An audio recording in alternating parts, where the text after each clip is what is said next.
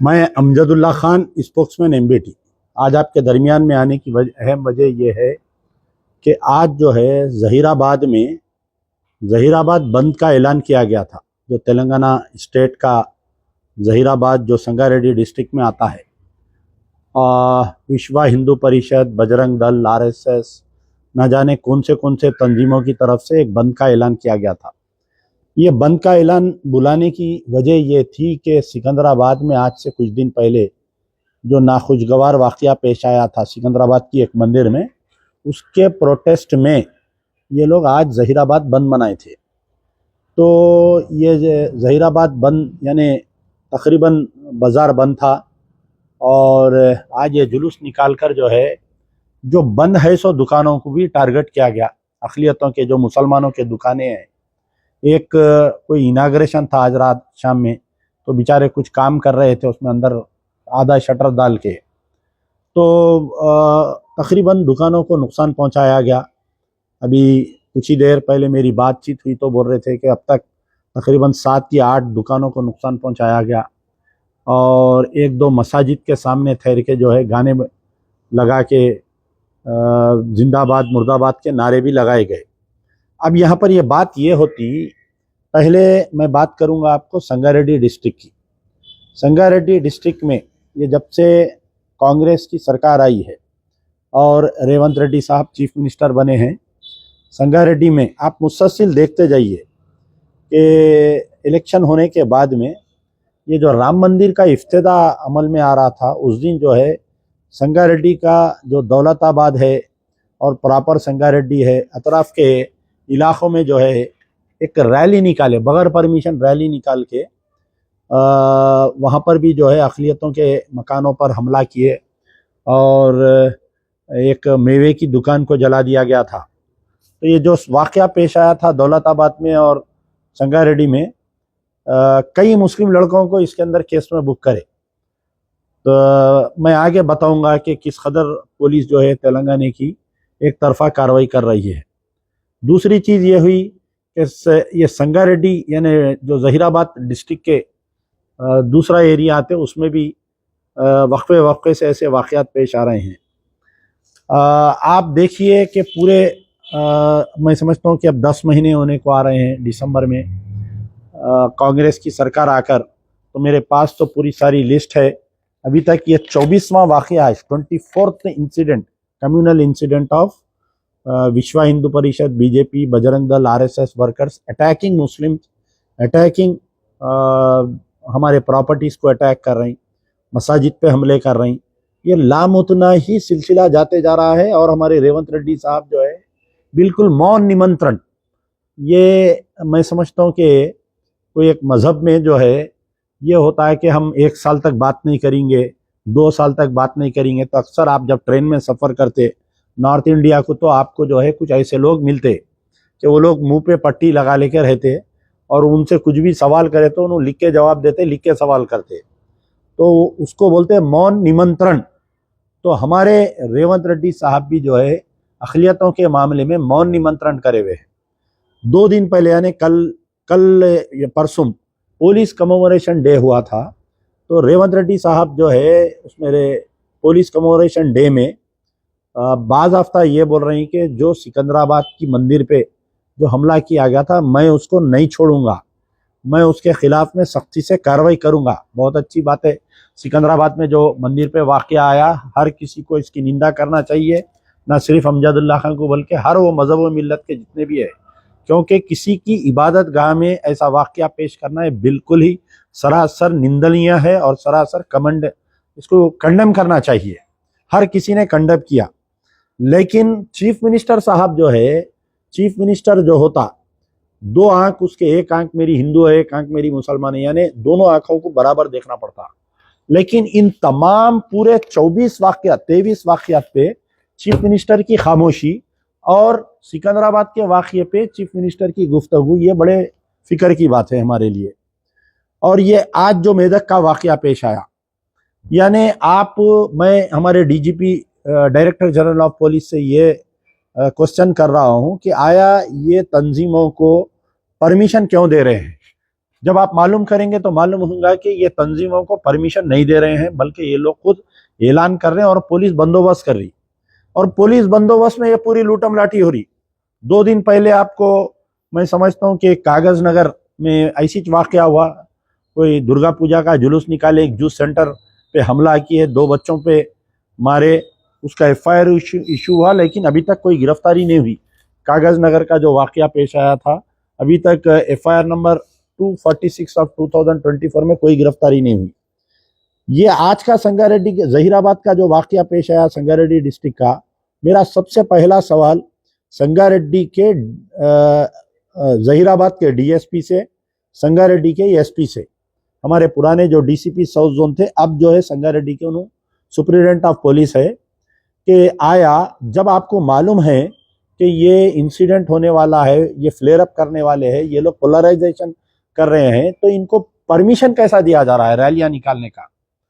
आपको और एक बात मैं बताऊंगा तो आप हैरत करेंगे कि जो जैनूर में वाकया पेश आया था, जैनूर के वाकये के बाद में जो है तकरीबन मैं समझता हूं कि जैनूर के अतराफ में जैनूर का वाकया हुआ 4 सितंबर के दिन, 11वां यानी 16 या 17 वाकया था वो, जिसमें 200 दुकानात को जला दिया गया, 4 मसाजिद पे हमला हुआ।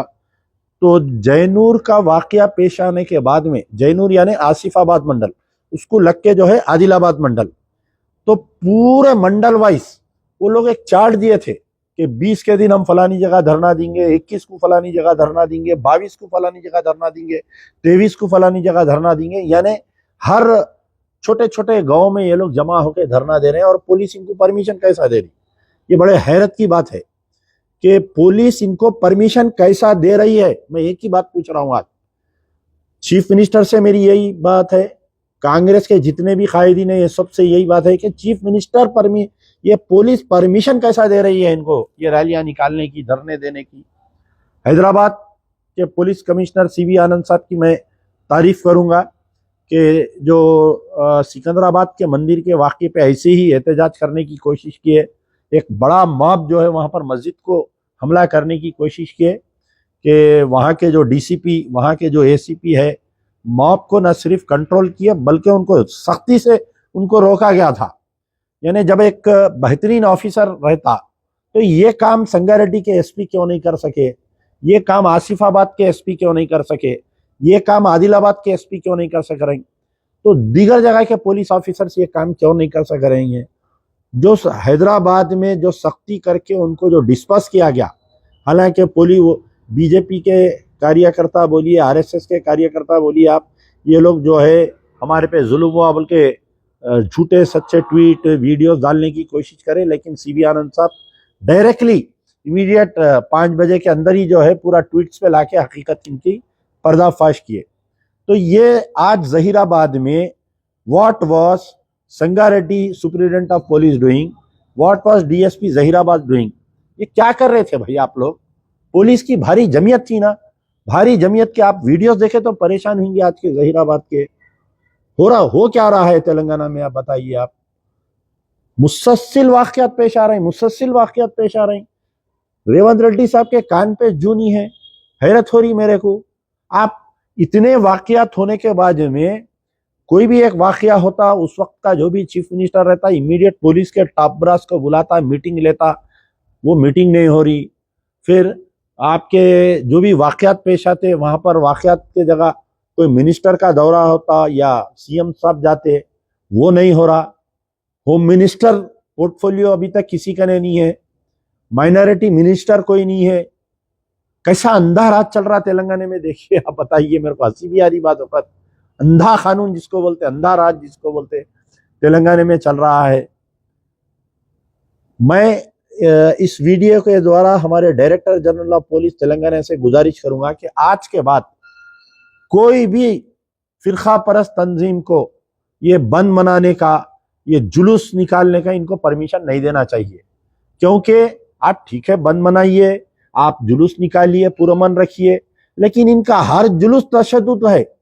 आप कांग्रेस गवर्नमेंट आई जब से आज की तारीख तक देख लीजिए, मेरे पास पूरी लिस्ट है कि आप वेलपुर देख लीजिए, आप नारकेटपल्ली देख लीजिए, आप हथनूर मंडल का वाकया देख लीजिए, आप इंदलवाई विलेज का वाकया देख लीजिए, चंगी चरला का वाकया देखिए आप, सेम ऐसी हुआ।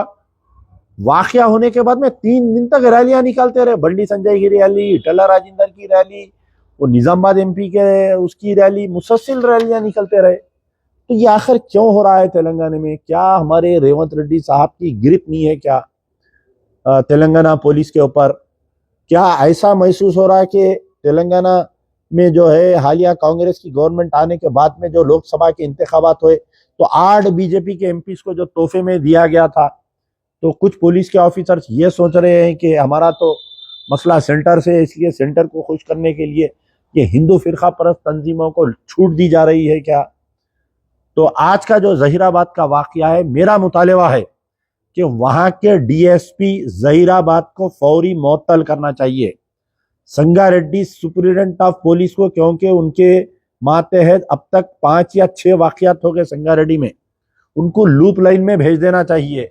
अच्छे दयानतदार ऑफिसर को एज ए संगारेड्डी एसपी डालना चाहिए, अच्छे एक ऑफिसर को एज ए डीएसपी जहीराबाद डालना चाहिए। मजलिस बचाओ तहरीक की तरफ से जहीराबाद के वाकये की सख्ती से निंदा की जाती है और जिन दुकानात को नुकसान पहुंचाया गया, इमीडिएटली गवर्नमेंट कलेक्टर के जरिए उस दुकानात को कंपनसेशन देना चाहिए। कंपनसेशन ऐसा नहीं कि जयपुर में वाकया हुआ, आज 45 डेज होने 40 दिन हो गए, तो आज की तारीख तक भी 1 रुपया नहीं मिल रहा वहां पर उन लोगों को।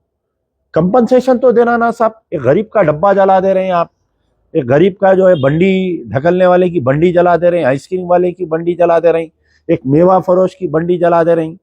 क्या उसका कसूर ये है कि उन्हें गरीब है, बंडी बेच ठेला पे मौज बेच रहा था बोल के? तो गवर्नमेंट इमीडिएट कंपनसेट करना ऐसे वाकयात पेश आए तो।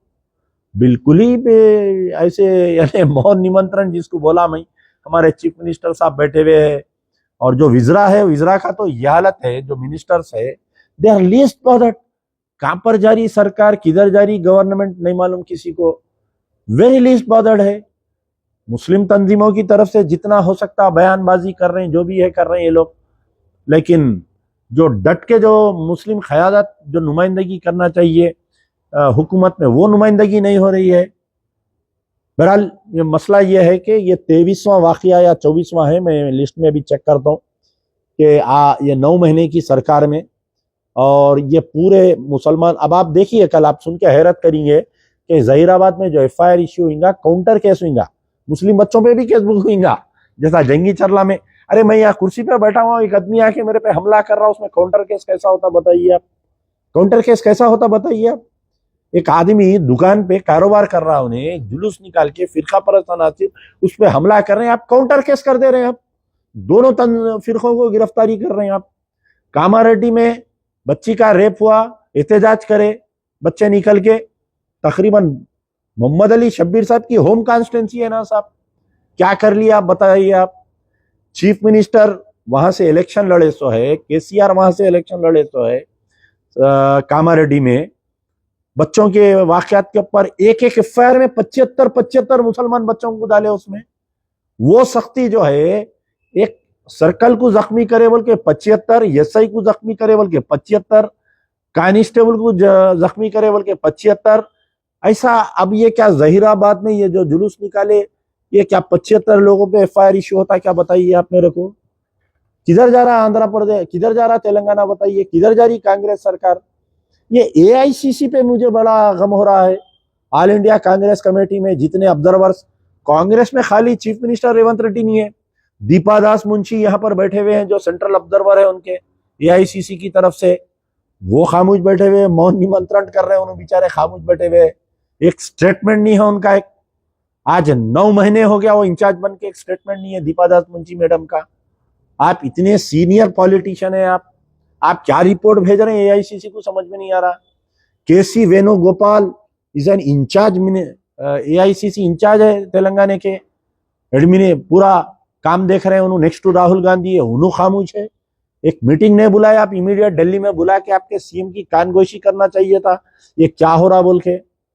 कई लीडर से पूरी एआईसीसी खामोश बैठी हुई है, कभी बहाना बना रहे हरियाणा इलेक्शन, कभी बहाना बना रहे महाराष्ट्र इलेक्शन, कभी बहाना कुछ, कभी कुछ बहाना, पूरे खामोश बैठे हुए हैं।